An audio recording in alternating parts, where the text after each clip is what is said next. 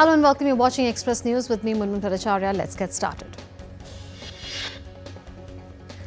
Nation observes Police Commemoration Day today. Defence Minister Rajnath Singh laid a wreath at the National Police Memorial in New Delhi on Tuesday to honour fallen police personnel. Rajnath Singh said the regions that were once Naxal hubs are now turning into educational hubs. Red corridors are now transforming into growth corridors thanks to the tireless efforts of security personnel. The day marks the sacrifice of 10 policemen killed in an ambush by Chinese troops at Hot Springs in Ladakh on 21st October 1959.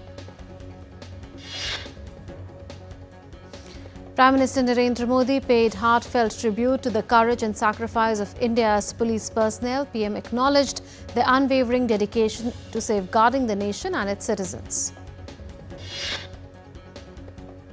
Election Commission on Tuesday issued a notification that no political party, candidate, organisation or person shall publish any advertisement in the print media on the poll day and 1 day prior to the poll day. Nomination filing for the second and final phase of Bihar Assembly elections closed on Monday. The Election Commission said a total of 1,314 candidates remain in the fray for the first phase, covering 121 of the 243 Assembly constituencies. The BJP and JDU will each contest 101 seats, while Chirag Paswan's LJP has been allotted 29. Tensions are surfacing within the Mahagathbandhan, with the RJD fielding candidates on 143 seats and the Congress agreeing to contest 61. The two allies of the India Alliance will face off in 11 constituencies. The opposition alliance suffered a blow as the Jharkhand Mukti Morcha formally withdrew from the elections at the last minute on Monday. The party has accused its India Alliance of a political conspiracy. Rashtriya Lok Manch National President Upendra Kushwaha announced that Bihar Chief Minister Nitish Kumar will be NDA's chief ministerial face for the upcoming 2025 Assembly elections. Prime Minister Narendra Modi on Tuesday penned a letter to citizens on the occasion of Deepavali, highlighting the festival as a time of energy, enthusiasm and reflection on the nation's achievements. Prime Minister Narendra Modi also praised the significant milestone of implementing reduced GST rates. PM noted that during the GST Bachat Utsav, citizens have collectively saved thousands of crores of rupees. The Embassy of the Kingdom of the Netherlands in India hosted a vibrant Diwali celebration at its premises in New Delhi, fostering cultural exchange and unity among staff, colleagues and friends. German Ambassador to India, Dr. Philip Ackermann, shared a vibrant video on X showcasing a Diwali celebration at the German Embassy. The event featured traditional Indian decorations, dancing and cultural performances, highlighting the festival's themes of light and unity. Embassy of India in Liberia hosted a grand Diwali celebration at the residence of Ambassador Manoj Bihari Verma in Monrovia. The event brought together the Indian community, ambassadors, diplomats and international guests. Singapore High Commission in India celebrated Thalapathy Vijay themed Diwali event. The production features officers from various home team agencies performing energetic dances. The Swaminarayan Akshardham Temple in Robbinsville, New Jersey, lit up the night sky with its iconic fireworks display. People gathered in large numbers to witness the vibrant celebration, marking the festival with devotion and joy. In Dubai, the Burj Khalifa sparkled in the celebrations of Diwali, marking the Indian Festival of Lights. The message on the world's tallest building read, "The Festival of Lights brings happiness, harmony and prosperity.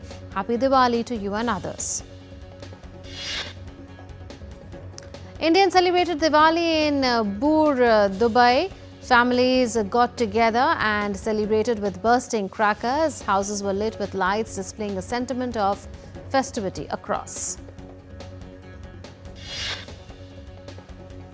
Air Chief Marshal Amarpreet Singh, the Chief of the Air Staff, visited Ladakh sector to celebrate Diwali with Indian Air Force and Indian Army personnel stationed there.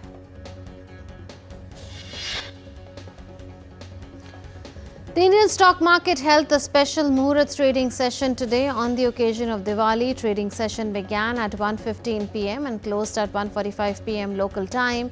MCX silver price crashed 5% to below 1.5 lakh rupees per 10 grams. The benchmark BSE Sensex traded about 150 points higher, while the Nifty 50 scaled above 25,900 level, supported by gains in IT, metals, auto and pharma stocks. Reserve Bank of India said the Indian economy continues to exhibit resilience amid an uncertain external environment and remains poised to register high growth. RBI added that indicators of capacity utilization and domestic demand signaled improvement.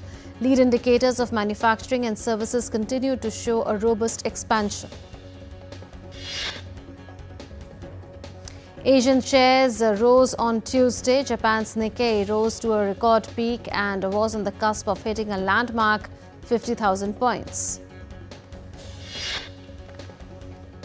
US government shutdown enters its 21st day and the fourth week on Tuesday, marking the longest full closure in history. The National Nuclear Security Administration began furloughing 1,400 employees, leaving only 375 essential staff. US President Donald Trump and Australian Prime Minister Anthony Albanese signed a critical minerals agreement on Monday. Both countries will contribute $1 billion over the next 6 months for joint projects. Australian shares surged as investors snapped up rare earths and critical mineral stocks after the country signed a supply deal with the United States.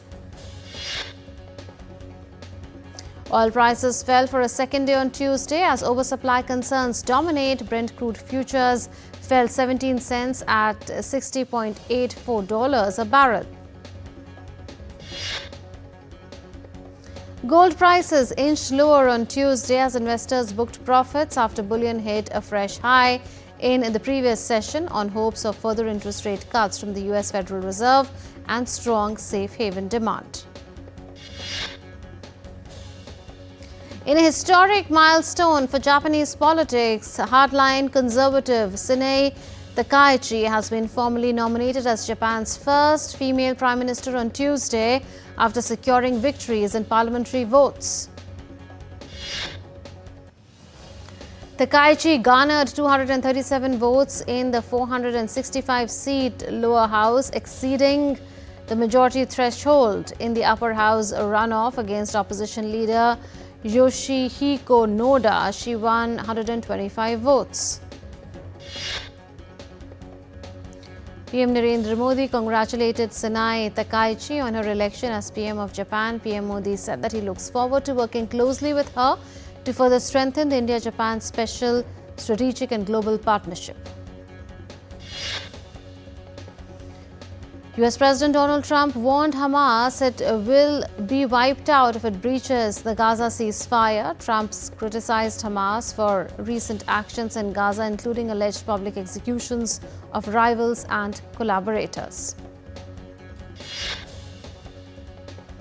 US Vice President J.D. Vance has reached Israel to shore up the fragile truce. Vance is expected to meet Witkoff, Kushner and US military experts monitoring the truce. Ukrainian President Volodymyr Zelensky will attend a meeting of Ukraine's allies known as the Coalition of the Willing in London on Friday. French President Emmanuel Macron confirmed as Kyiv tries to bolster support in its conflict against Russia. EU Foreign Policy Chief Kaja Kallas said that Trump is sincere about trying to end the conflict in Ukraine, but talks which exclude Ukraine and Europe will be inconclusive. Russian Foreign Minister Sergei Lavrov said that Kremlin is ready to work with Ukraine to resolve conflict. French police stepped up the hunt on Tuesday for thieves who stole royal jewels from the Louvre Museum in a daylight robbery. The museum remained closed for a second day as investigators pursued leads suggesting an organized crime group was behind the heist. Colombian President Gustavo Petro met with the U.S. representative in Bogota as the two countries sought to defuse a tariff crisis. The dispute has intensified following U.S. military strikes on vessels allegedly transporting drugs. Venezuelan President Nicolas Maduro defended Colombia after U.S. President Donald Trump's threats to raise tariffs on the South American nation and stop all payments to it. Argentina's central bank signed a $20 billion exchange rate stabilization agreement with the U.S. Treasury Department 6 days ahead of a key midterm election. The arrangement with banks and investment funds would be backed by International Monetary Fund special drawing rights held in the Treasury's Exchange Stabilization Fund that will be converted to dollars. Bolivia's President-elect Rodrigo Paz, speaking in La Paz with Vice President-elect Edman Lara, committed to restoring institutional stability, securing fuel supplies and strengthening global relations ahead of his November 8th inauguration. Brazil's government greenlights oil drilling near mouth of Amazon River ahead of UN climate summit in Belém. The equatorial margin region is believed to hold vast oil and gas reserves, but environmentalists warn of potential spills threatening fragile mangroves and coral reefs. Petrobras insists its operations are safe. Amazon.com cloud service returned to normal operations on Monday afternoon after an internet outage that caused global turmoil among thousands of sites, including some of the web's most popular apps like Snapchat and Reddit. According to Amazon, some AWS services had a backlog of messages that would take a few hours to process. AWS outage has affected major websites and apps globally. Apple is about to touch $4 trillion market valuation as the tech giant's shares soared to lifetime highs on Monday. This lift came on the back of early sales of its new iPhone 17 series, which exceeded expectations in major markets. We are heading now into a short break on Express News. Do stay tuned to DD India.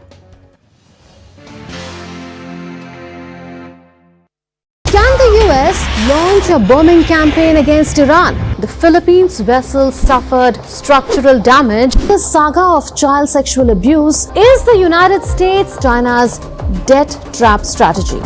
Truth is stranger than fiction. But sometimes hard to uncover.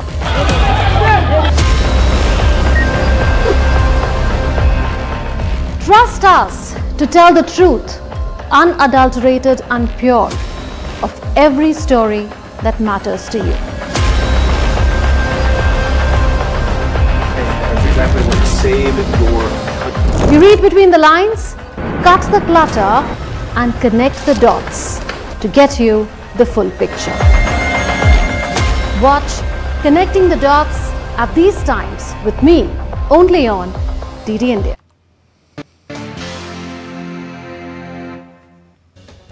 Welcome back, you're watching Express News. Let's get started again. A tornado described by authorities as storm of rare intensity ripped through northern Paris suburbs on Monday, toppling 3 cranes and killing a 23-year-old construction worker. The tornado left 10 people injured as it tore roofs from buildings and mangled structures. Emergency crews were deployed to the affected areas to assist with response efforts. In Delhi, the air quality index touched 368 on Tuesday morning, placing it in the very poor category. Data from 36 out of 38 monitoring stations indicated pollution levels in the red zone, reflecting very poor to severe air quality. Agra woke up to a smoggy morning on Tuesday with a thin layer of haze covering the city. The iconic Taj Mahal was partially shrouded in fog, creating a blurred silhouette against the grey sky. Mumbai's air quality took a hit with the AQI reaching very poor levels at 377 early Tuesday morning. The rise in pollution is linked to firecracker emissions and slow wind conditions. PM 2.5 was identified as the main pollutant affecting the city's air. Meanwhile, a low-pressure area is expected to form over the southeast Bay of Bengal in the next 24 hours, bringing heavy rainfall, thunderstorms and gusty winds to Odisha. Thoothukudi in Tamil Nadu is facing severe waterlogging after 4 days of heavy rainfall, causing widespread flooding and disrupting daily life. The Regional Meteorological Centre has issued a warning for continued heavy showers across Tamil Nadu from October 23rd to 25th, affecting multiple districts. The India Meteorological Department issued a yellow alert for 11 Kerala districts due to a strong low-pressure area forming over the southwest Bay of Bengal, which may bring heavy rain and bad weather on Tuesday. Department of Telecommunications and Bharat Sanchar Nigam Limited restored the Inmarsat satellite phone services on Monday for over 30 fishermen from Tamil Nadu's Kanyakumari district who are currently stranded at sea amid turbulent weather conditions. Kali Puja celebrated across Indian state of West Bengal on Diwali with special rituals held at Birbhum, Tarapith temple and Dakshineshwar Kali Mata temple to mark the occasion. People lighted traditional diyas and burst firecrackers, adding a festive glow to the night and worshipping the goddess with devotion and joy. The Golden Temple in Amritsar was also decorated with lights on Bandi Chhod Divas. Devotees gathered in large numbers offering prayers and lighting lamps, celebrating the Sikh festival of freedom, justice and spiritual triumph.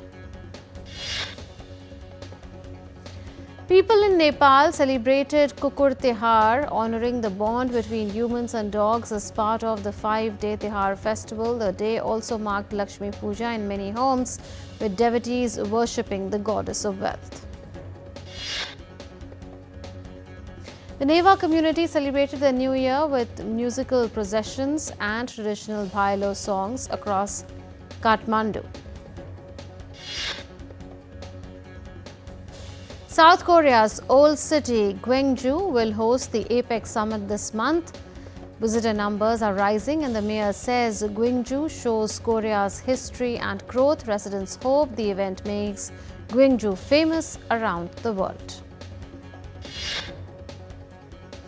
American pianist Eric Liu won the top prize at the prestigious International Chopin Piano Festival and competition in Warsaw on Tuesday. The decision came after hours of deliberations by a 17-person international jury chaired by American pianist Garrick Olson.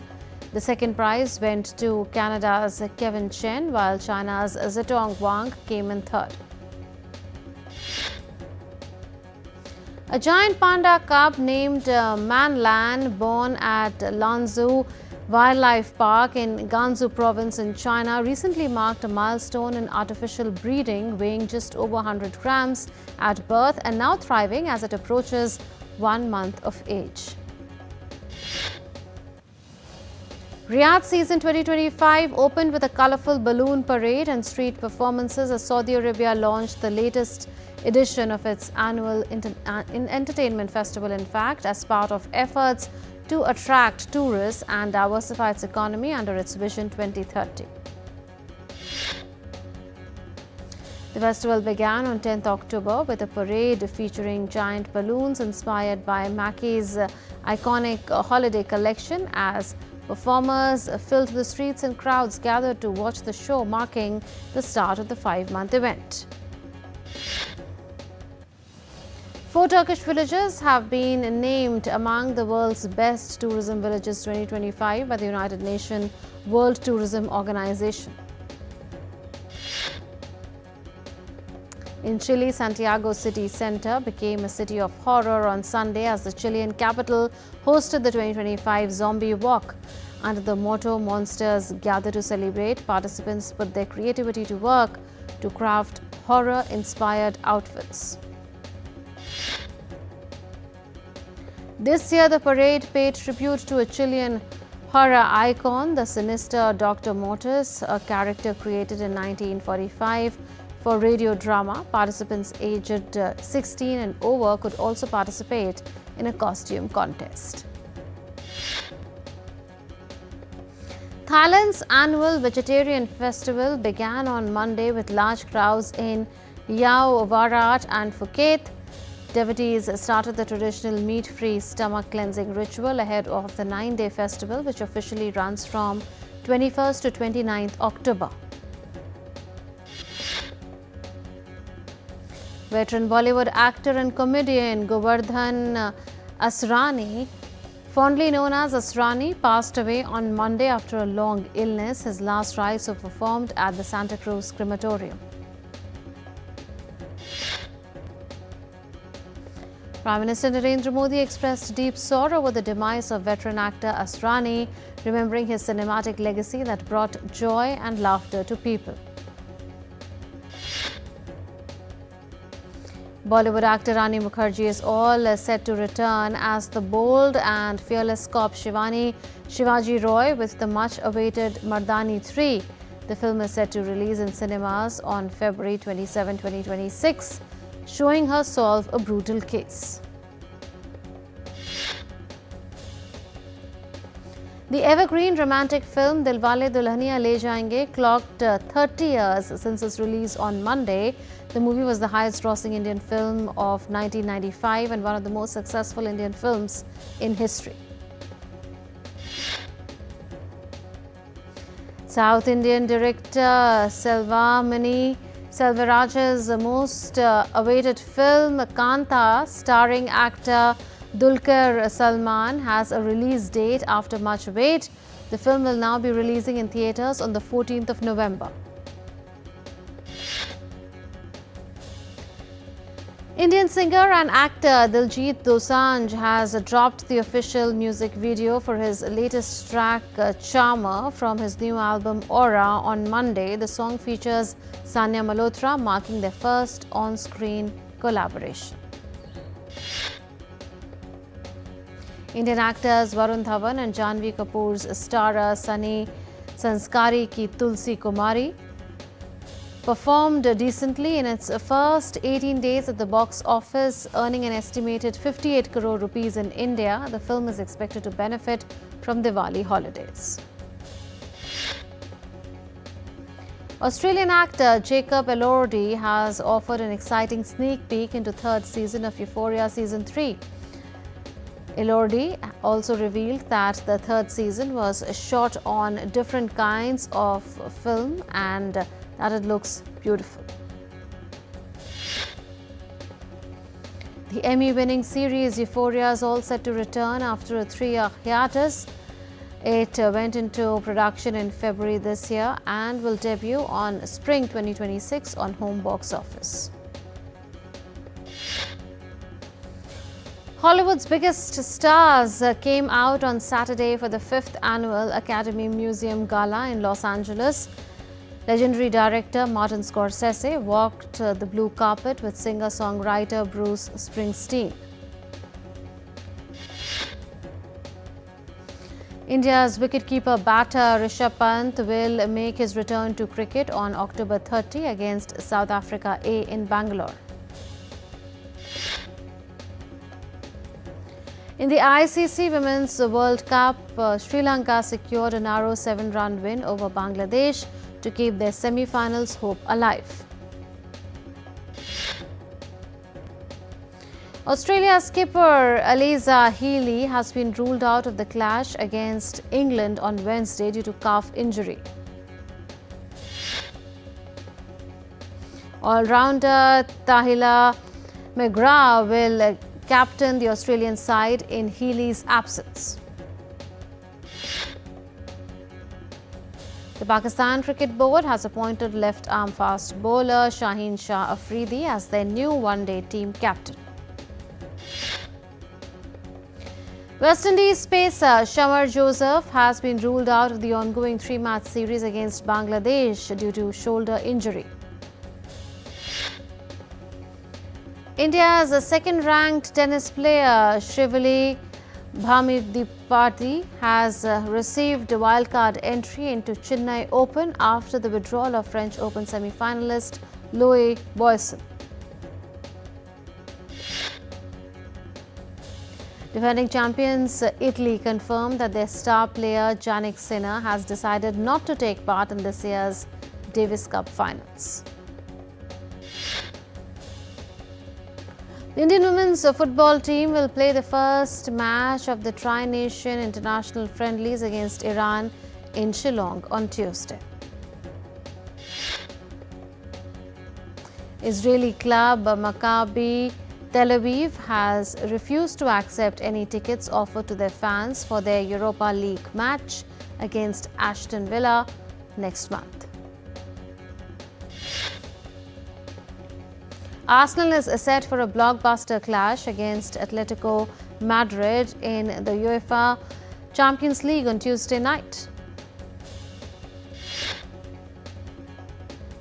Arsenal have been unbeaten since August. They have won both their Champions League matches so far. Arsenal manager Mikel Arteta praised Atletico manager Diego Simeone, who has led the Spanish club to 2 Europa League and 2 La Liga titles. Ballon d'Or winner Ousmane Dembele has been included in Paris Saint-Germain's squad to face Bayer Leverkusen in the Champions League after a 6-week injury layoff. And the United States, Mexico, Costa Rica and Jamaica football federations announced a joint bid to host the 2031 Women's World Cup. That's it in this edition of Express News. Thanks for watching.